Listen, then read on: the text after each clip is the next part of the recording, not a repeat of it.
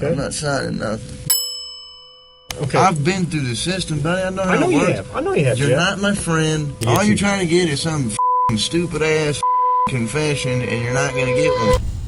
On a seemingly regular evening in 2011, alarm bells began to sound itself in a local 7-Eleven.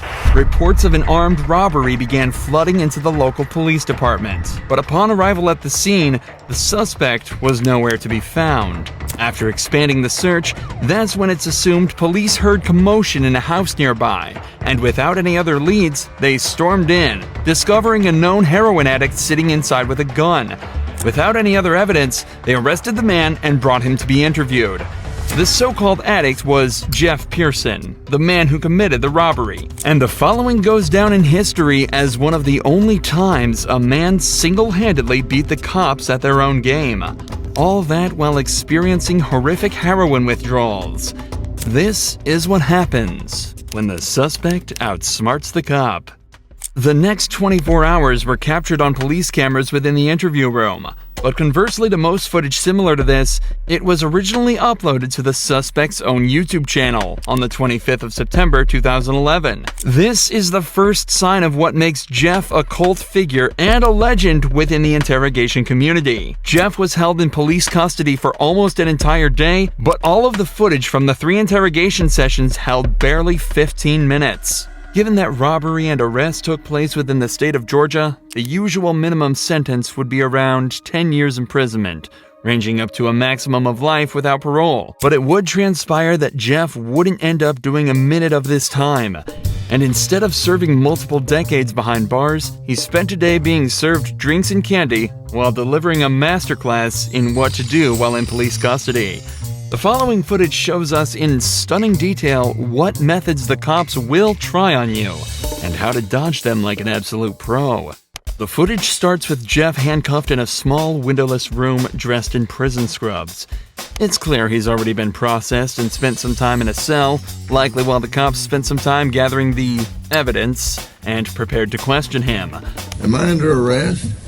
For now. I'm under arrest? Yeah, I'll explain everything, but before I explain myself to you, before we talk to each other, I need to read your rights, okay? What am I under arrest for? Well, like I said, I need to read your rights first. Obviously, the charge is robbery, okay? Jeff immediately opens by asking if he's under arrest and on what grounds. From the first moment, it's evident that Jeff has done his research, as this is exactly what you should be doing in this situation. From here, there are 2 options. If you're not being arrested or detained, you can state that you're also not obligated to stay and answer questions. And you should be completely free to leave the interrogation. If you are being arrested, you can then immediately ask for a lawyer and stay silent until you're provided with one. These options give you the best chance of stopping the police in their tracks and allow you to create the best defense possible. What's amusing is that when you're being arrested in America, the officer is actually legally obligated to remind you of this. Take a listen to the Miranda warning that this detective reads out to Jeff. You have the right to remain silent. Anything you say can and will be used against you in the court of law. You have the right to talk to the lawyer for advice before we question you. If you cannot afford to hire a lawyer and you want one, a lawyer will be provided for you. If you decide to answer questions now without a lawyer present, you'll still have the right to stop answering questions at any time. Does that make sense? You've probably heard these before, haven't you? These 3 points are incredibly important and are often overlooked by the average citizen due to the panic of being arrested in the first place. Alongside this, because of how much we hear these lines in media such as police shows and movies, most people completely glaze over it when they're being read these rights, and fail to take into account that they're actually being provided with useful information that allows you to stay safe and protected while in police custody. What this detective didn't mention, though, is that if you ask for a lawyer while under arrest, they are not allowed to continue questioning, and you have a complete, unquestionable right to refuse to answer any questions they may ask until you're provided with an attorney. The detective also ends the rights with a snide remark about Jeff's past, meant to subconsciously remind him that he is a previously convicted criminal. Do you understand your rights? Do you understand your rights, Jeff? Yes or no? You understand? We're getting paid more than you are, so we can sit here for a long time, man. I just need you to answer me yes or no. Do you understand your rights? Let's get through that question. Do you understand what I read you? Do you comprehend what I read you? Jeff has been explicitly told he has the right to remain silent, so that's exactly what he's deciding to do. Right here, the leading detective leans back in his chair. This was meant to show that he's unconcerned with Jeff's silence, and that he can stay there as long as necessary. But body language like this usually indicates some form of unrest. It's clear that the detective knows that this is going to be a tricky few hours for them. If you got something that says you didn't do this robbery, this is your chance to talk to us. Okay, good cop. No, usually I'm the prick. You look like the prick. I am. If it's dominance we're talking about, Jeff just took everything the cops had and dumped it in that garbage can. I'm not asking if you want to talk to me at this point. I just wanted you to understand what I read to you. So am I under arrest? Yes, you're under arrest. Get me back to the cell. I don't talk to you motherfuckers. Okay, fair enough. In this first round of interrogation, Jeff exhibited exactly the correct behavior given his current circumstances. He knows the cops have nothing on him. They wouldn't be there talking to him in the first place if they did. So he stays silent. And so it's off back to his cell he goes. But 2 hours later, he's brought back to the same room for round 2. You wanted a Coke? Yeah. You gonna be able to pop it open or you need me to? I need methadone. You need methadone? Yeah, you guys can get me that methadone or what? I don't have any. Do you have medication for it, or a prescription for it? Or? No. What do you need methadone for? Because I'm a fucking junkie and you guys, I can't get no methadone. I'm gonna go through withdrawal here in a minute. A can of soda is all Jeff requested before he returned to the interrogation room. But he immediately mentions the withdrawals that he's likely already starting to feel. However, methadone, the drug Jeff asked for at the start of this conversation, can be used to significantly reduce the effects of the withdrawal. It can even reduce the cravings he's also probably been experiencing for the entire time he's been in police custody. How long you been using heroin? Long time, buddy. 10 years? 15 years? I hardly been alive that long. What are you trying to talk to me about here? Talk to you about what happened last night. Look, here's the deal.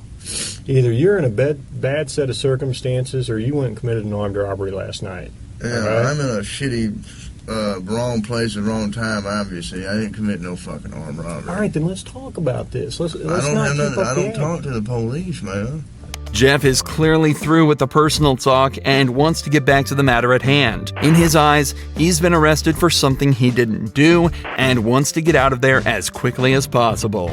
Okay. I've been through the system, buddy. I know how I know it you works. have. I know you have, You're Jeff. not my friend. I'm not your friend. You're trying to fucking get me. Or you're No, trying I'm not trying to get all you. you're trying to get is some fucking stupid ass fucking confession, and you're not going to get one. Jeff, I'm not going to get a confession out of you for nothing. Exactly, because I And didn't I'm do not nothing. trying to get a confession out of you. Okay, I'm going to tell you, I didn't commit no armed robbery, and y'all ain't got no fucking evidence saying I did. Let me go. All you did is find me sitting in my buddy's house because my fucking buddy's dog's going ape shit. I go outside.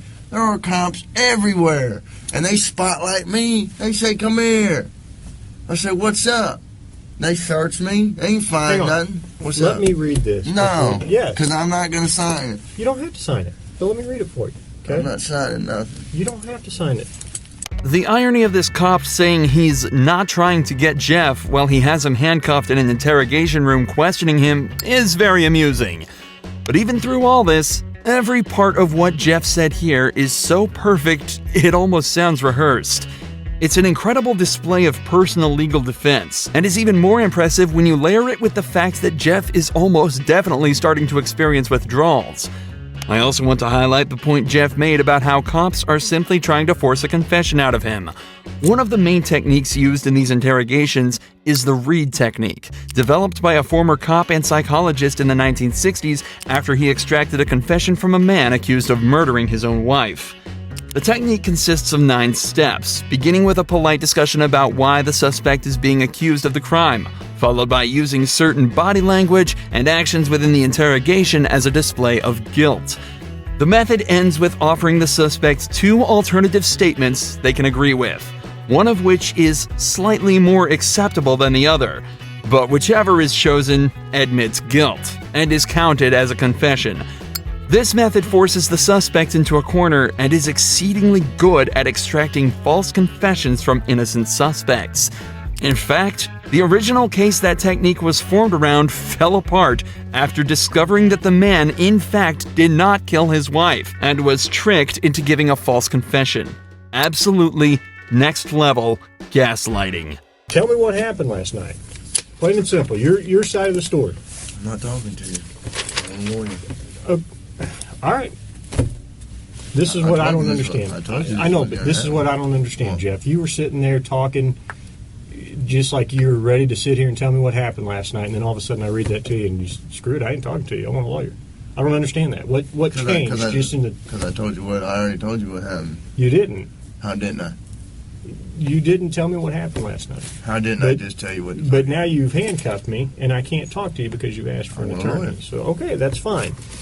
But I will tell you right now, you're still on a hold for a robbery. I know. I don't know why. I need a fucking lawyer because obviously I didn't do nothing.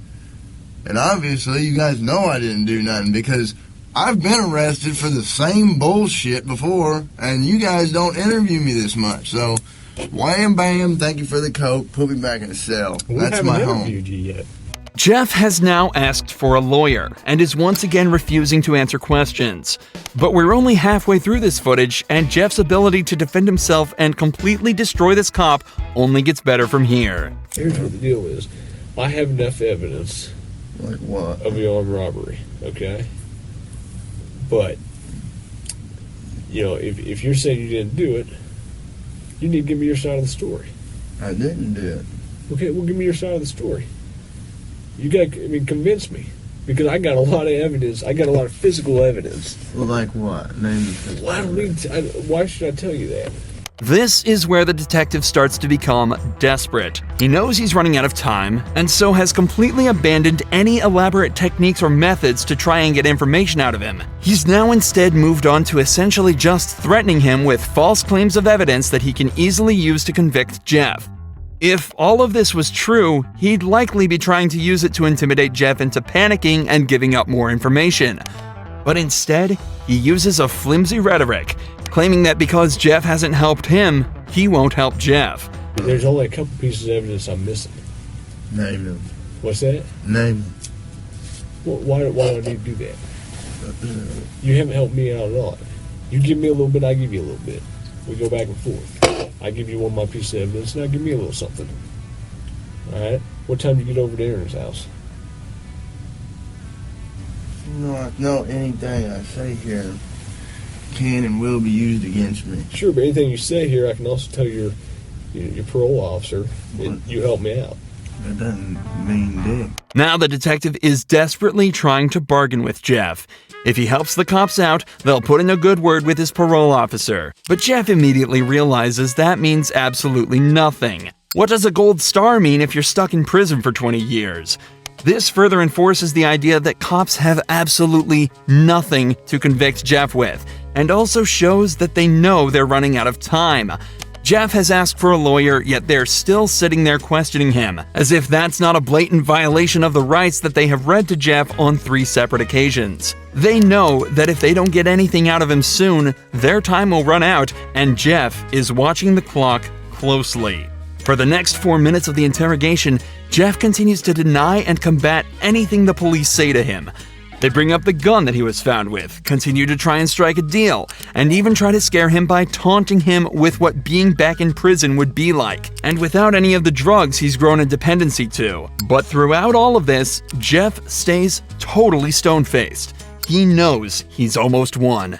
I'm done, man. Fuck this. I'm not even answering. All this shit that I just said is gonna be fucking written in the discovery now, right? What? You haven't said nothing. I mean, every little stupid thing that you've asked me, dude, is gonna be in the discovery. I'm not even going to do discovery. The prosecutor is. Okay. So, you halfway know the system, how things work, and you halfway don't. Am I right?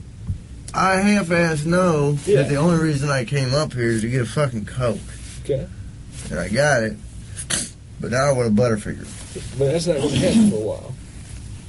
What, the Butterfinger? Yeah. Why not?